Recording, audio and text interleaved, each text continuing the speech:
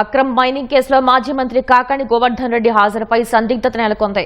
ఇప్పటికే విచారణకు 3 సార్లు డుమ్మా కొట్టిన కాకాని ఇవాళ కూడా విచారణకు హాజరవుతారో లేదో తెలియటం లేదు. ఇక ఇదే అంశానికి సంబంధించిన మరింత సమాచారాన్ని మా ప్రతినిధి రాజారావు ప్రత్యక్ష ప్రసారం ద్వారా అందిస్తారు. శ్వేత, నిన్న హైదరాబాద్ వెళ్లే మాజీ మంత్రి కాకాని గోవర్ధన్ రెడ్డికి 3వ నోటీసు ఇవ్వడం జరిగింది. దాదాపు ఇప్పటికే 5 రోజులు కావస్తుంది. ఆదివారం నెల్లూరులో మొదటి నోటీసు ఇచ్చారు. నెల్లూరులో లేకపోవడంతో ఇంటి వద్దనే నోటీసును అంటించారు. 2వ నోటీసుని హైదరాబాద్ వెళ్లి వారి కాకాని లేకపోవడంతో వారి బంధువులకి ఆ నోటీసు ఇచ్చారు.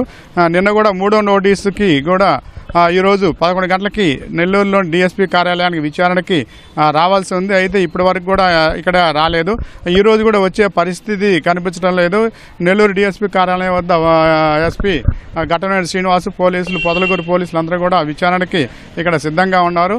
అయితే వీటి పరిస్థితులన్నింటిలో కూడా ఈరోజు ప్రధానంగా మాజీ మంత్రి కాకాని గోవర్ధన్ రెడ్డికి సంబంధించి క్వాడ్జీ కేసుతో పాటు మరో కేసు కూడా నమోదైంది. SC atrocity case. ఈ వరదాపురం సంబంధించి గిరిజనులను బెదిరించారనే దాని మీద కూడా ఈ అట్రాసిటీ యాక్ట్ నమోదైంది. ఈ 2 కేసుల మీద కూడా విచారణ కొనసాగుతుంది. అయితే ఈరోజు హైకోర్టులో ప్రధానంగా బెయిల్ పిటిషన్ మీద, క్వాష్ పిటిషన్ మీద వాదనలు జరగనున్నాయి. ఈరోజు బెయిల్ పిటిషన్ పరిశీలించిన దాన్ని బట్టి మాజీ మంత్రి కాకాని వాళ్ళ నిర్ణయం తీసుకునే అవకాశం ఉంది. అయితే వైసీపీ పార్టీ శ్రేణులందరూ కూడా ఈరోజు వస్తారు అని చెప్పి కూడా ఎమ్మెల్సీ చంద్రశేఖర్ రెడ్డి ఇప్పటికే పత్రికా ప్రకటనలో ప్రకటించడం అనేది జరిగింది. వైసీపీ నాయకులందరూ కూడా కాకాని గోవర్ధన్ రెడ్డి విచారణకు వస్తాడనే దాంతోనే ఉన్నారు.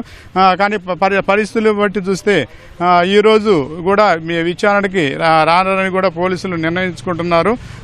అయితే 3 నోటీసులు కూడా విచారణకు రాకుండా ఉంటే ఏం చేయాలన్న దాని మీద పోలీసులు తుది నిర్ణయం అనేది ఈరోజు రాత్రి తీసుకొని హైదరాబాద్ మరోసారి వెళ్లాలని, అయితే ఈ 3 నోటీసులు కూడా రానందువల్ల అరెస్టు వారిని ఇష్యూ చేసే పరిస్థితులు కూడా వీటన్నిటి కూడా న్యాయవాదులతో చర్చలు అనేవి జరుపుతున్నారు.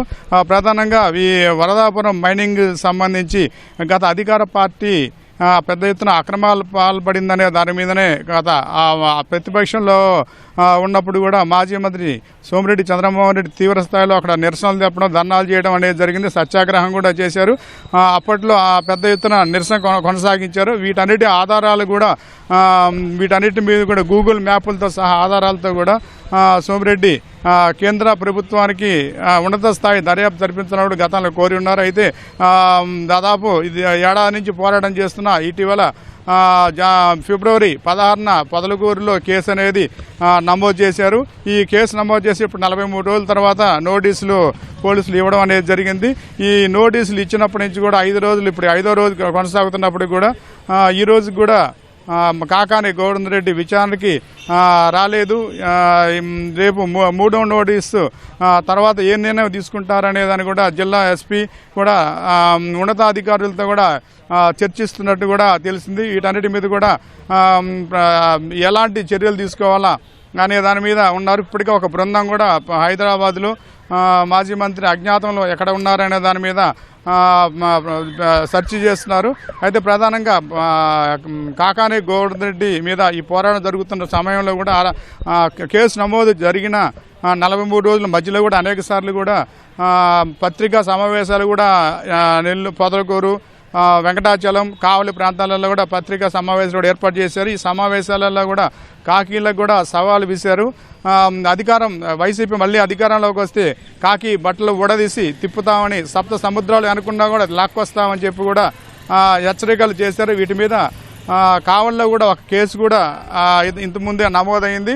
అయితే ఇటువంటి పరిస్థితుల్లో 43 రోజులు పోలీసులు అరెస్ట్ చేయడంలో కానీ నిర్లక్ష్యం చేయడం మీద కూడా మాజీ మంత్రి సోమిరెడ్డి కూడా ఇప్పుడు ఇంత ఆలస్యం జరిగి ఇప్పుడు ఎత్తుక్కోవడం ఏమిటనే దాని మీద కూడా తెలుగుదేశం పార్టీ నాయకులు కూడా విమర్శలు అనేవి చేస్తున్నారు. వీటన్నిటి మీద కూడా మరో 2 రోజుల్లో ఇది పోలీసులు సవాలుగా మారిన కాకాని అరెస్ట్ మీద నిర్ణయం అనేది తీసుకునే పరిస్థితి అనేది కనిపిస్తుంది.